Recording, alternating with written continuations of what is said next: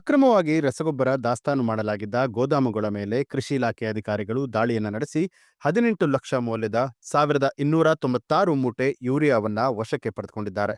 ಹುಣಸೂರಿನ ಸಾಲುಮರದ ತಿಮ್ಮಕ್ಕ ಉದ್ಯಾನವನದ ಮುಂಭಾಗದಲ್ಲಿರುವಂತಹ ಶೆಡ್ಗಳಲ್ಲಿ ಅಕ್ರಮವಾಗಿ ದಾಸ್ತಾನು ಮಾಡಲಾಗಿದ್ದ ಮಾಹಿತಿಯ ಮೇರೆಗೆ ಅಧಿಕಾರಿಗಳು ದಾಳಿಯನ್ನು ನಡೆಸಿದ್ದು, ಸರ್ಕಾರದಿಂದ ಬಿಡುಗಡೆಯಾಗಿ ರೈತರಿಗೆ ಸೇರಬೇಕಾಗಿದ್ದಂತಹ ಗೊಬ್ಬರವನ್ನ ವಶಕ್ಕೆ ಪಡೆದುಕೊಂಡಿದ್ದಾರೆ. ಈ ಕುರಿತು ಹುಣಸೂರು ಗ್ರಾಮಾಂತರ ಪೊಲೀಸ್ ಠಾಣೆಯಲ್ಲಿ ಪ್ರಕರಣ ದಾಖಲಾಗಿದೆ. ನಮಸ್ಕಾರ, ನನ್ನ ಹೆಸರು ಅನಿಲ್ ಕುಮಾರ್ KS ಅಂತ. ನಾನು ಇಲ್ಲಿ ಸಹಾಯಕ ಕೃಷಿ ನಿರ್ದೇಶಕರು, ಹುಣಸೂರು ತಾಲೂಕು. ನಮಗೆ ನಿನ್ನೆ ರಾತ್ರಿ 8:30ರಲ್ಲಿ ಪೊಲೀಸ್ ಇಲಾಖೆಯಿಂದ ಒಂದು ಖಚಿತ ಮಾಹಿತಿ ಬರುತ್ತೆ. ಖಚಿತ ಮಾಹಿತಿ ಬಂದು ಇಲ್ಲಿ 2 ಗೋಡನ್ ಮಾಡಿದ್ದಾರೆ ತಮ್ಮಗಳಿ ಹತ್ರ. ಅಲ್ಲಿ ರೈತರಿಗೆ ವಿತರಿಸುವ ರಸಗೊಬ್ಬರವನ್ನು ಅನಧಿಕೃತವಾಗಿ ಸ್ಟೋರ್ ಮಾಡಿದ್ದಾರೆ ಅಂತ, ಸಂಗ್ರಹಿಸ್ತಾರೆ ಅಂತ ಮಾಹಿತಿ ಬರುತ್ತೆ. ಆ ಮಾಹಿತಿ ಮೇರೆಗೆ ನಾವು ಬರ್ತೀವಿ. ಬಂದು ನೋಡಿದಾಗ 2 ಗೋಡನ್ ಇರ್ತವೆ, 2 ಶೆಡ್ ಇರ್ತವೆ. 2 ಶೆಡ್ಡಲ್ಲಿ ಸರಿಸುಮಾರು 1139 ಚೀಲನ ಅಕ್ರಮವಾಗಿ ಯೂರಿಯಾ ರಸಗೊಬ್ಬರನ, ವಿವಿಧ ಕಂಪ್ನಿಗಳ ರಸಗೊಬ್ಬರವನ್ನು ಸಂಗ್ರಹಿಸಿರ್ತಾರೆ. ಸಂಗ್ರಹಿಸಿ ಏನು ಮಾಡಿದರೆ ಮುಂದಕ್ಕೆ ಅವರು ಅದನ್ನು ರೀಬ್ಯಾಗಿಂಗ್ ಅಂದರೆ ಚೀಲ ಬದಲಾಯಿಸಿ ಅವರು ಕೈಗಾರಿಕೆ ಉಪಯೋಗಿಸ್ಕೋಸ್ಕರ ಅದನ್ನು ಹೆಚ್ಚಿನ ದರಕ್ಕೆ ಮಾರಾಟ ಮಾಡೋ ದುರುದ್ದೇಶದಿಂದ ಅವರು ರೀಬ್ಯಾಗಿಂಗ್ ಮಾಡಿದ್ದಾರೆ.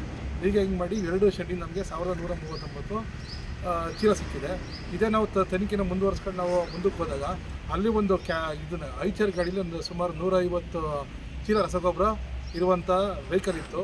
ಆ ವೆಹಿಕಲಲ್ಲಿ ಯಾರೂ ಡ್ರೈವರ್ ಇರೋದಿಲ್ಲ, ಅವ್ರು ಎಸ್ಕೇಪ್ ಆಗಿಬಿಟ್ಟಿರ್ತಾರೆ. ಇಲ್ಲಿ ಏನು ಸಿಬ್ಬಂದಿಗಳು ಕೆಲಸ ಮಾಡಿದಾರಲ್ಲ ಎಸ್ಕೇಪ್ ಆಗಿಬಿಟ್ಟಿದ್ದಾರೆ.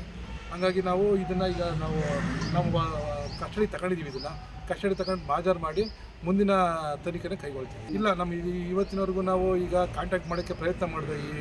ಈ ಶೆಡ್ ಓನರ್ಗಳು ಅವರೆಲ್ಲ ಫೋನ್ ಸ್ವಿಚ್ ಆಫ್ ಮಾಡಿದ್ದಾರೆ. ಮತ್ತು ನಾವು ಈಗ ಈ ದಾಳಿಯಲ್ಲಿ 3 ನಾವು ಲಾರಿಗಳನ್ನು ಸಹ ಜಪ್ತ್ ಮಾಡಿದ್ದೀವಿ. ಫಸ್ಟ್ ಫೋನ್ ಮಾಡಿದಾಗ ಅವ್ರು ಎತ್ತಿದ್ರು. ತದನಂತರ ಅವ್ರು ಏನು ಮಾಡಿದ್ರು, ಅವ್ರ ಮೊಬೈಲ್ಗೂ ಸ್ವಿಚ್ ಆಫ್ ಮಾಡ್ಕೊಂಡಿದ್ದಾರೆ. ಸ್ವಿಚ್ ಆಫ್ ಮಾಡ್ಕೊಂಡು ಎಲ್ಲ ತಲೆ ಮರೆಸ್ಕೊಂಡು ಹೋಗಿದ್ದಾರೆ. ಸದ್ಯಕ್ಕೆ ಇದು ನಮ್ಮಲ್ಲಿರುವಂಥ ಮಾಹಿತಿ. ಇಲ್ಲ, ಇಲ್ಲಿ ಸದ್ಯಕ್ಕೆ ನಮ್ಗೆ ಇನ್ನೂ ಅದೇನು ಗೊತ್ತಾಗ್ತಾ ಇಲ್ಲ. ಈ ಕೇರಳ ಗಾಡಿಗಳು, ಯಾಕಂದ್ರೆ ರಿಜಿಸ್ಟ್ರೇಷನ್ ನೋಡಿದಾಗ ನಾವು ಕೇರಳ ಗಾಡಿಗಳಿದೆ, ಮತ್ತು ಅವ್ರು ನಾವು ಗಾಡಿಗಳ ರಿಜಿಸ್ಟ್ರೇಷನ್ ನಂಬರ್ ನೋಡಿದಾಗೆಲ್ಲ ಓನರ್ಗಳೆಲ್ಲ ಕೇರಳದವ್ರು ಇದ್ದಾರೆ. ಈ ಥರ ಹಂಗಾಗಿ ನಾವು ಇದ್ರ ಮೇಲೆ ನಾವು ಊಹಿಸಿದ್ದೀವಿ ಅವರು ಕೇರಳದವ್ರು ಇರ್ಬೋದು ಅಂತ ಇದು ಮಾಡ್ತೀವಿ. ಅದಕ್ಕೆ 1-2-3 ನಾವು ಇಲ್ಲಿ ನೋಡಿದಾಗ ಒಂದು 3-4 ಗಾಡಿಗಳು KR ನಗರ ಗಾಡಿಗಳು ಓನರ್ಗಳು ಅಗ್ರಹಾರದ ಮತ್ತು ಆ ಓನರ್ಗಳ ಗಾಡಿಗಳು ಈಗ ಇದಕ್ಕಿಂತ ಮುಂಚೆ ನಮಗೊಂದು ಮಾಹಿತಿ ಸಿಕ್ತು.